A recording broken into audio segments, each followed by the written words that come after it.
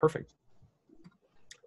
Hello, everyone on Facebook who's watching in, and we are recording this live. This is the South Florida Tech Podcast, a weekly show where we bring you the awesome, innovative people building our South Florida tech community. Each week, we'll introduce you to one of the Sunshine State's top tech leaders, learn about who they are, what they do, and have some fun conversation along the way.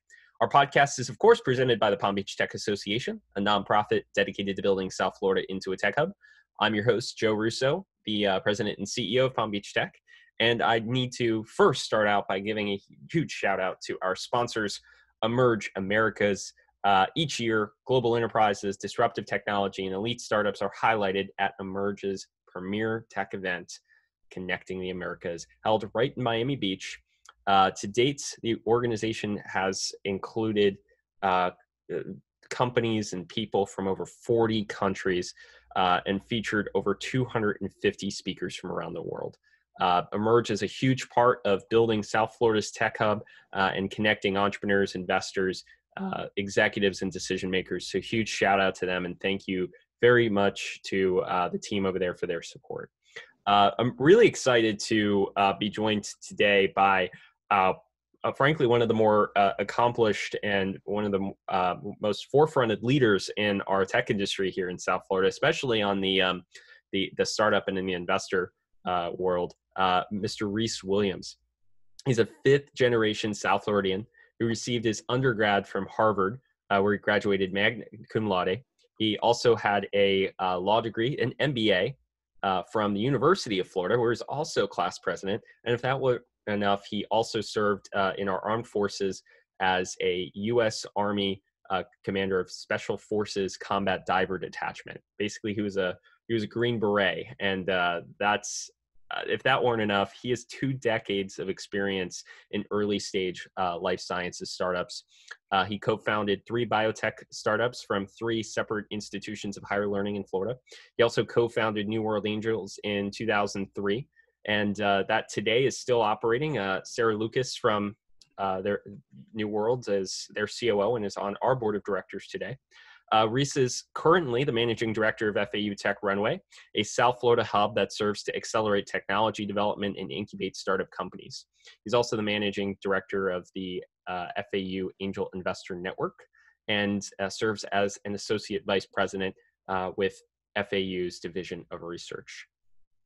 In addition to, of course, serving our tech industry, he also is very active with the Harvard Alumni Association, is president of the Harvard Club of the Palm Beaches, and has been recognized as as one of the 50 power leaders in technology in South Florida by the South Florida Business Journal. A resume like no other. Rhys, thank you so much for joining us today on the podcast. Thank you, Joe. This is indeed a pleasure, and it's wonderful to have a robust partnership with Palm Beach Tech and increasingly with 1909 as well. We have a number of companies that have been through your programs or have applied and have recently been accepted to our program, and we were just excited. You just go back just a few years ago, there was none of that.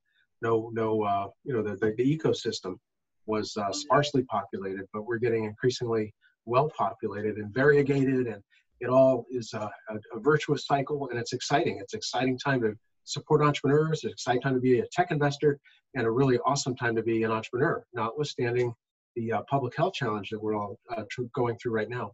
But I think the outlook continues to look very bright. So thank you for this opportunity.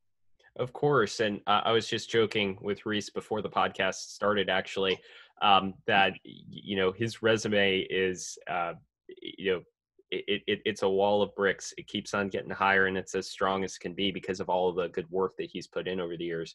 But Rhys, I would love to just start by asking you who you are and what you do in a most general sense. And, would love to just kind of hear your self-introduction and elevator speech. Oh boy, an elevator speech. So I critique entrepreneurs all day long, but now I have to give one. Oh boy. All right, Joe, fine. So my primary role is that of, I'm the managing director at FAU Tech Runway, and this is Florida Atlantic University's one of its primary entrepreneurial hubs. We have a number of very robust centers across the campus, but this is one primarily for tech incubation and acceleration. We serve undergraduate students, we serve faculty entrepreneurs, and also some of the better ideas and kind of the more exciting business plans and concepts from the community, without any regard to whether or not they have a tie to FAU. Our Hallmark program is a year-long class we call the Venture Class. It's a program that includes free working space, mentoring, instruction. We teach I-Corps, one of 3 universities that are officially designated as I-Corps sites across the state. We give them help with the intern support on both business planning and also on graphic design for their logos and secondary marketing collateral and trademarks. Events are a key thing. We don't do a lot of events. We're fortunate to have partners like Palm Beach Tech that organize those in Emerging Americas, et cetera. So we really have 3 primary ones each year. We kind of try to focus just on doing a few things very well. We have our launch competition, of course, we just finished. We have the Mavericks reception, where we try to fet and celebrate the accomplished companies and entrepreneurs in our midst. And then our third one is Meet the Angels, an event that we partnered with and then eventually took over co-production with, which tries to shed light on that mysterious activity, angel investing, and really help be a resource to entrepreneurs that seek angel capital. So that's that's a primary role. And then also very active in tech investing. I'm a member now of 3 angel investor groups. I just recently joined the Harvard Business School Angels of South Florida. And it's just really rewarding to see how very smart minds with a little bit of money to put behind their due diligence efforts, how they go at things just slightly differently and where the points of commonality are as well. But I think, again, that for 17, I've been with New World Angels for 17 years. And for the longest time, we were really the only game, at least in South Florida, one of the few organized groups. And that's not the case anymore. And I think that's a good thing.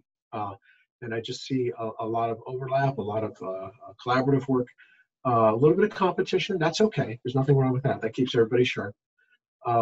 But I think there are more options now than ever for entrepreneurs that are willing to kind of do a lot of homework and grunt work and figure out what it takes, and that aren't just doing it on a kind of part-time basis, but are really engaged in the process of what it takes to raise money from angel capital, from angels. And just a quick footnote, and then I'll take a pause. One of the biggest things I've had the pleasure of learning for the past 4 years is that angel finance is not the only way to grow your business, finance your business. I having come from the venture capital industry and doing biotech and thinking, that was the only way we could grow. But having a kind of a front row seat to so many very talented and resourceful entrepreneurs and seeing how they raise money, whether it's through competitions and prizes or through bootstrapping or through grants and all types of grants, not just the SBIR and the federal grants, but also grants from private foundations. And then some get in do some very creative things in royalty finance. There's just so much out there. And so that's the other, I guess, quick piece of advice. If you've tried for say 2 years to get a grant or raise angel capital and you haven't succeeded, there are other options. And so, explore those, have kind of the courage to look beyond, and just don't assume that you've learned everything there is to learn about raising capital, because there's a lot out there to learn. I know there was for me. Yeah, and you gave a pretty good highlight of some of the things that the Tech Runway does best. I mean, if for those who haven't been or don't know, I mean, they have a great facility actually right next door to an active runway, the Boca Raton Airport. So you do get that little ambiance of jet noises coming through, in addition to, of course, everything there. But, seeing that place packed full of folks for an event like Meet the Angels or for Mavericks, and just hearing some of the stories there is really powerful. And something that I think even 5 years ago, really, if we look 5 years ago, we just didn't have some of that, not only in Palm Beach, but just all of South Florida. And seeing the work that you've been able to put in, I think we've all been able to put in our little pieces of the pie here and there. It's been really neat to see. I don't think I'm not retrospective on it as much as I think I should be. I don't know if you are, where you just kind of look back over the years and see, hey, we've made some accomplishments. But do you try and do that every so often, or just say, hey, we had a big win here, but look at where we came from? Yeah, it's a funny way to look at it, but every year, I do Protestant guilt really well. I've got a PhD in Protestant guilt. And so every year I'm haunted by what we're not doing for the entrepreneurs and how we kind of, we're doing a little bit of instruction here, or we're going at mentoring this way, but I'm not, I feel we're not fooling anybody. There's so much we could do or do better, or there's feedback we've received and, oh my gosh, we just haven't had the time or focus to bring it in.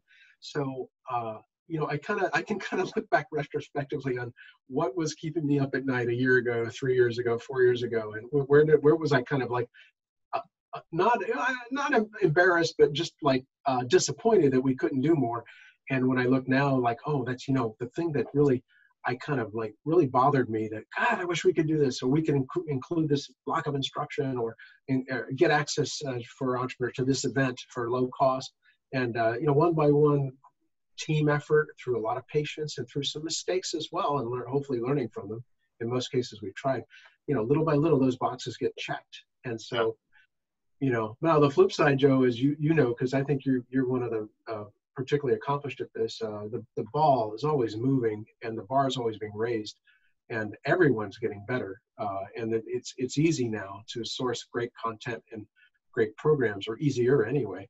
And so staying ahead of that is not easy. Yeah. I mean, what I find, most difficult with, and any nonprofit is like this. I know you're part of a university, not a specific nonprofit, but, any of these efforts that aren't necessarily businesses, can get caught in the, well, we're not innovating enough type of spectrum. And, if we don't do that, we're not being good stewards of our community as much as somebody else could be. So we're constantly trying to ingest new ideas and new thoughts. And we do a lot of thought sharing, but what I have the tough time realizing sometimes is taking time to just talk one-on-one with entrepreneurs. And that's the most rewarding part. Shana from 1909, who's the executive director there now, I recall several conversations where that was what brought us the most joy, of just trying to help people, on a one-on-one basis. But I throw that question to you, actually, what's your favorite part of working with a startup or working with a founder that really kind of keeps you going and doing what you do? Yeah, just this morning, doing intake interviews, we call them the deep dives, after we just recently announced the 20 companies that will be coming into Venture 8. And actually, we're going to bring in another 5 that were faculty spin-outs that really, they can't compete kind of head-to-head with the people that applied through the normal process. But, they're going to come in and do a slightly modified program. But seeing clearly in a way that they can't see, that a particular grant opportunity or a particular partner on, let's say, on product development, or a particular mentor you just know they're going to connect with, and it's going to make such a big difference in their product development, in their journey and maturation as entrepreneurial managers. And that they'll have you can save them literally years in raising capital, having a really good solid shot on goal, because you're going to be able to get them to the prep program, will then get them to the grant opportunity. That's exciting. And that does take a while. There's a lot of building blocks and a lot of learning that has just come recently. But this morning, met with it. I know exactly which faculty researcher to connect this one team to. I know which, not just me, our program could connect them with the I-Corps and the National I-Corps, which is going to give them a 75% better chance of getting funded for an SBIR grant. And, one of their misgivings was they don't know how to raise angel capital. They've never had any success. And, having reviewed the material, it's because they just don't yet know how to assemble a pitch deck the way the angels want to hear the story told. And those are ways we can help them, check. And that's really exciting, knowing that you can help, you can provide those resources, and that if they have the time and focus and energy and are coachable, they're going to flourish. And that gets exciting, definitely. Yeah, and speak of Venture Class 8, congratulations on your next class.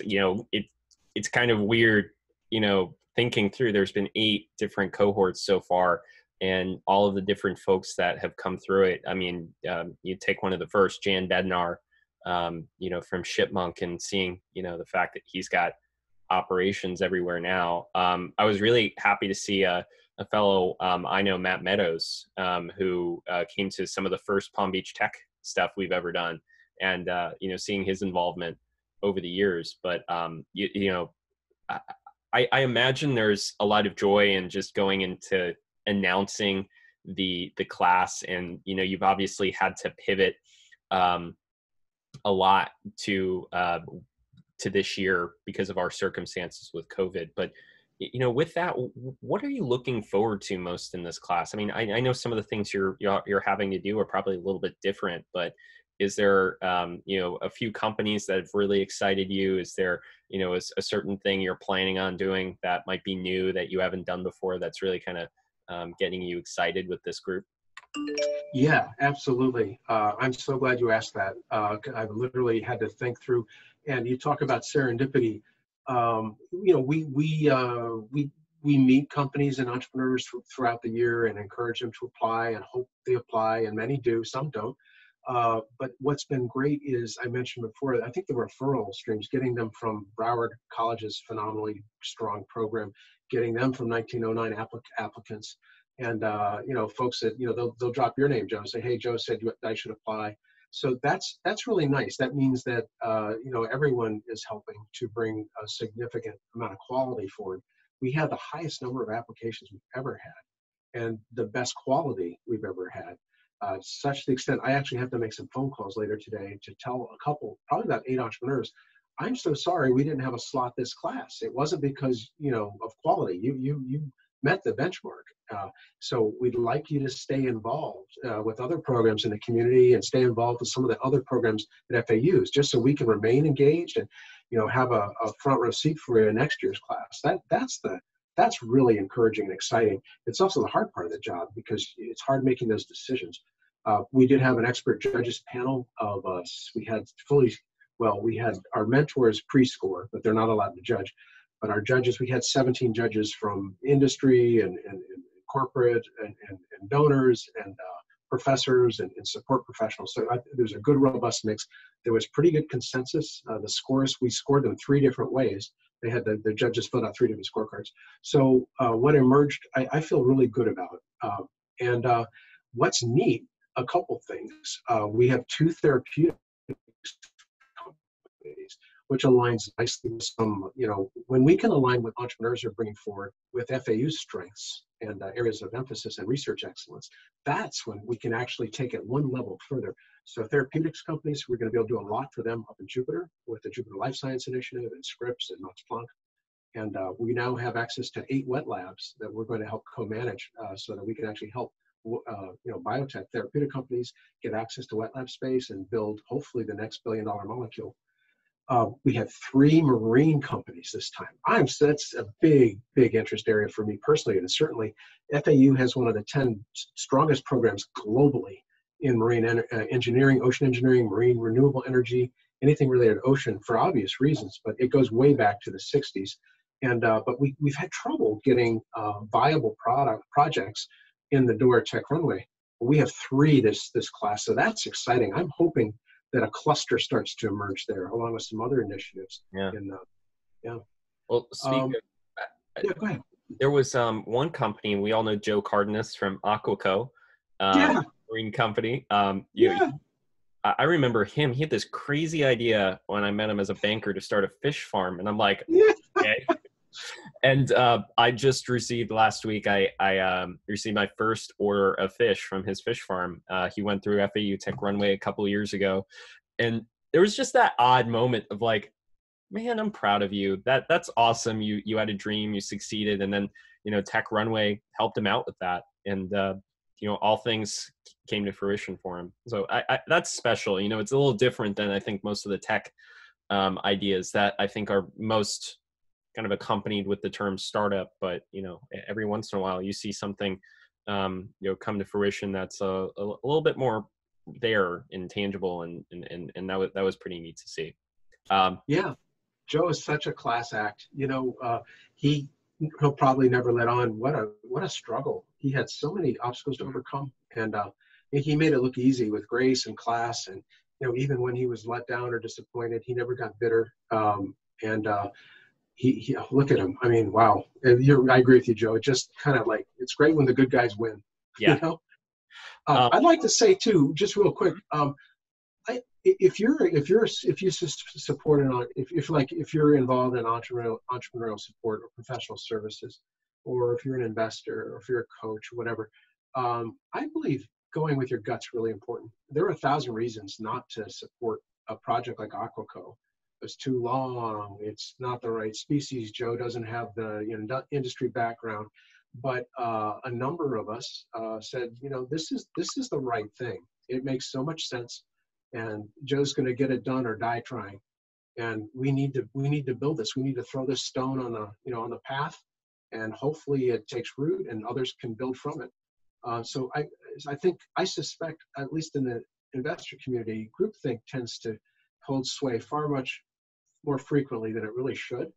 And so again, whatever role you might have in our ecosystem, or an entrepreneur or supporting them, I really think if you have strong conviction about a particular project or a particular technology, just power through it, stay with it, nurture it, overcome. You'll get a lot of grief. I know I did. A lot of people didn't want Aquaco in Tech Runway.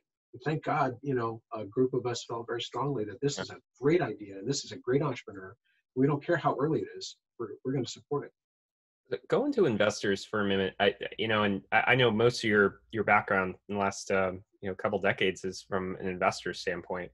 I remember Kim Graham, of course, who used to run Tech Runway. She was saying, hey, I'm leaving, but don't worry, we got some dynamo who's going to come in and take over. And I'm like, who's it? I can't tell you, but he's great.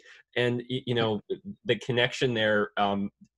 I think I found out through context clues pretty quickly it was you, but I think what did that was you were one of the early pioneers in South Florida and getting angel investing and just venture capital, the idea of investing in South Florida, kind of off the ground.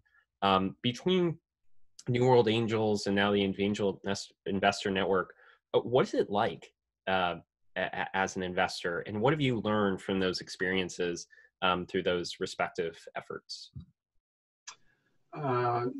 Yeah, so angel investing is part hobby, part addiction, part annoying habit, part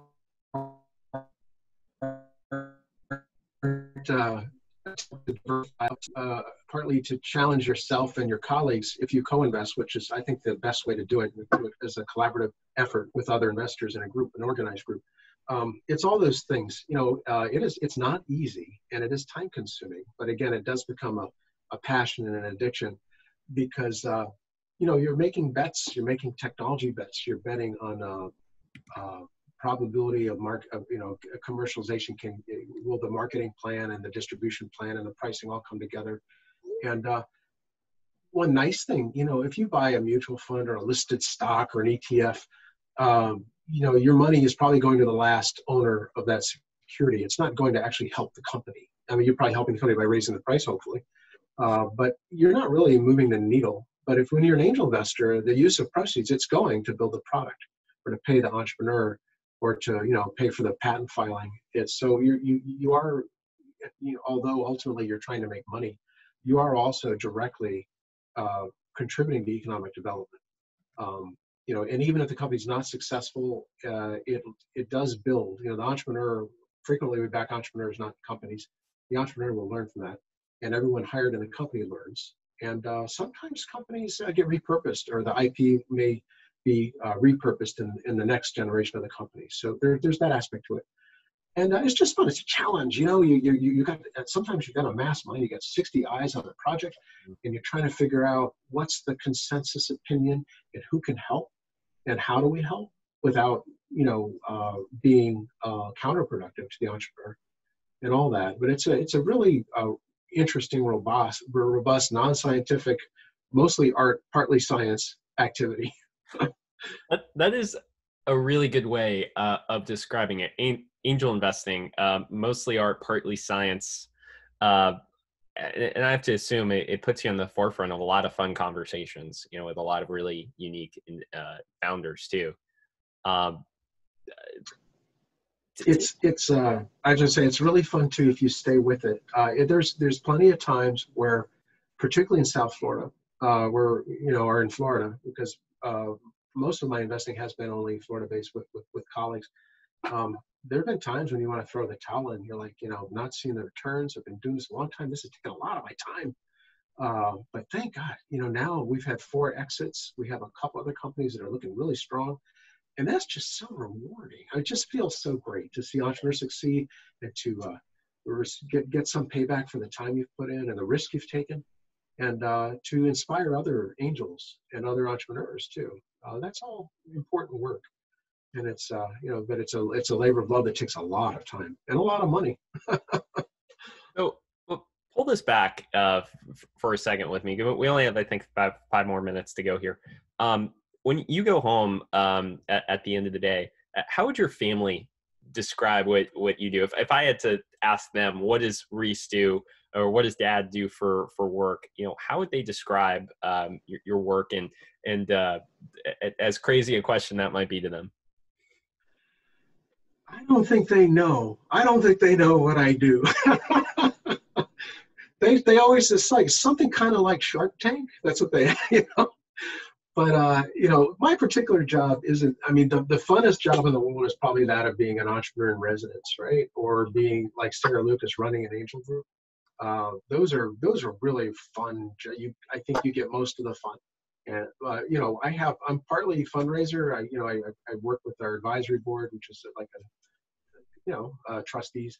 I work with a board of mentors. We have 70 business mentors, and I work with a subset of them, about 9 or so. But that's a big, heavy lift and important work, because these are very sharp, type A, motivated people, and they don't suffer fools gladly. You got to be on your game. You got to be responsive. And part of it is thinking of curriculum and how to partner, how to develop that. Part of it is politics. Being at a university, you have to, you have to be relevant. You have to be part of the right groups, and making sure that you're supporting the people that need your support and will remember you when you need help, whether it comes to funding or space or other things. And there's 1,000 other things. Building the team. I'm so blessed. I have an amazing team. Jessica and Beverly, and Pinar and Heather, and just wow. I encourage them to just take their balls respectively and run with it. And I'll back them up, and that's a key piece. But there's so many parts to what I do. Gosh, I have to write grants. I know you've been successful in that realm too, but it's that makes the job fun. It's never boring. But there are times when you wish you could drill a little deeper in one area, and that's hard. And also, we run the True Angel Group, which, by the way, is doing really neat work. We currently have 5 diligence teams active. We closed 3 deals last year, and I think that's going to increasingly be a force to be reckoned with on the funding side. So, encourage folks to apply to that as well. The Tech Runway Investor Network. It's not just Tech Runway companies. It's open to everyone. One of the things, you hit on grants. Some of the work that you do, I know it gets tedious. Is probably a good way to put it.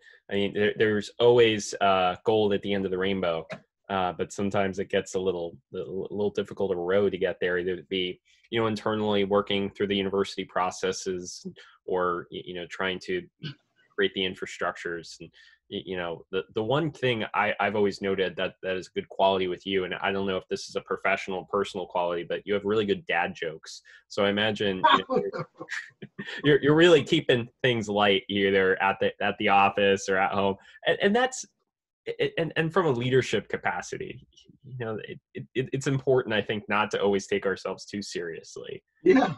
I've always respected you for that, in part because you're funnier than I am in some regard. But Hardly. So one more, actually 2 more things there. What would you say if there's one thing inspires you to do the work that you do? Joe, that's so unfair. You should have emailed me that question. I have no time to think of a really good answer. I was ready to tell a dad joke. Damn. You can go with that one. Well, I will tell you, what's beautiful about dad jokes is the duality, that you've got something that is not supposed to be what it is. Think of the inherent contradiction, the beautiful contradiction in that. It's not supposed to be funny, and because it's so bad, it is funny, and it's funny on so many levels. It's funny because of the idiot telling it. It's funny because the person expected a response and knows he's not going to get it, but yet he gets the response. So is the joke on the audience. You know, it's just so many layers of brilliance in a dad joke. I just want to say, outside my office, we have Braille lettering on the office signs, you know, and so it occurred to me that I needed to label that with a Post-it that says, "Please do not touch the Braille lettering." I want you to think about that. Well, in this point, you probably shouldn't be touching anything in the offices. But I mean, who's going to read that note? Not Braille readers, but then why can't people touch Braille? I don't know. Anyway, just so yeah.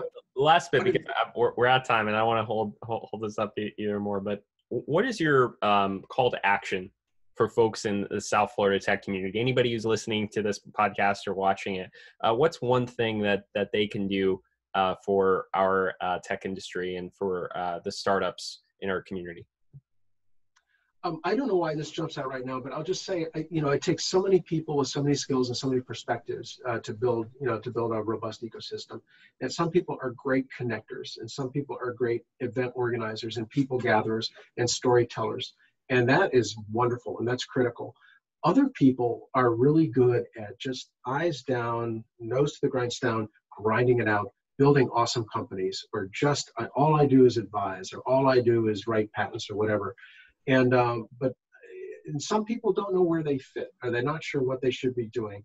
And I would just say that it takes both kinds. And if you are a nose to the grindstone person, don't beat yourself up. Oh, I should be on Twitter more. Oh, I should be on LinkedIn. I should be doing social. I need to go more events. Well, maybe you do, but we need a lot of workhorses. We need more. There are a lot of entrepreneurs, people who, it's in the zeitgeist. It's on TV every night with Shark Tank. That, everyone thinks entrepreneurship is easy, profitable, fun, sexy. It's not all of those things all the time. It's actually very hard work, and it's not always profitable. It's not always fun. You're not always successful. So, and many times if people say, what can I do to help? I sometimes just say, build a great company. Try to build a great company. Try to build a team. Try to find an amazing technology. Try to pair with a market need. Try to find who your customer is and why they care, why they're going to buy it, and just build a company.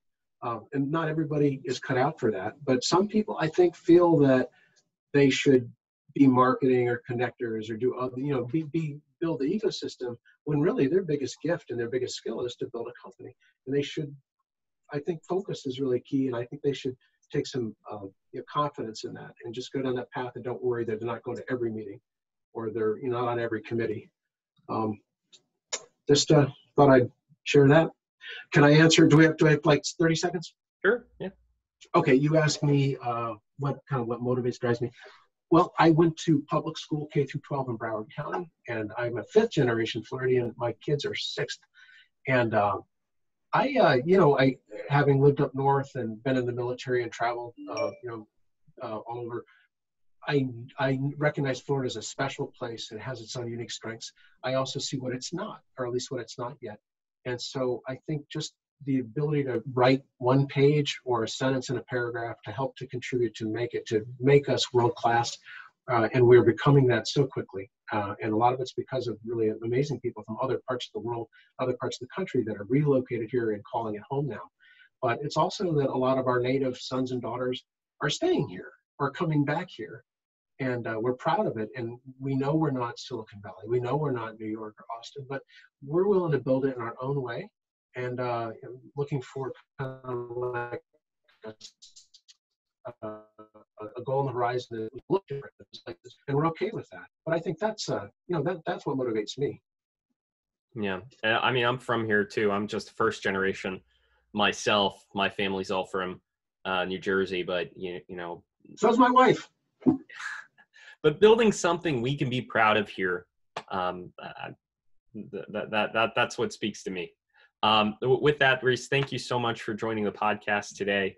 We'll be sharing this out, of course, but for those listening in, if you want to be a part of Palm Beach Tech, or take a look at some of the other things we're doing, go to palmbeachtech.org. There's a Get Involved button there that you can go fill out a form and be a part more of the organization and some of the events and the programs we're doing. And of course, there's membership. If you want to go online, go to palmbeachtech.org/membership. We'd love to have you as a member too. If you're interested in FAU Tech Runway, you can go find them online at fau.edu/Tech Runway and find out more about their venture program, the Tech Runway Investor Network, and some of those big events that Rhys was mentioning they do throughout the year. Also want to give a shout out to our sponsor and producing partner, Media Ops. They are a Boca Raton-based premier global media platform for technical communities. So brands such as DevOps.com, Security Boulevard, Container Journal, they do a lot of really great work. They help us to produce our podcast and a lot of other educational content out in the world. So big thank you to them. And once again, thank you very much to Rhys for joining us today. I hope you have a great rest of your day and a great rest of your week, and that the venture cohort keeps on moving along for this year. Thank you, Joe. This was so much fun. Thank you so much for the opportunity to talk with you and your audience, and I appreciate it, and appreciate all the work you do. Of course. Appreciate you. Have a good one, Rhys.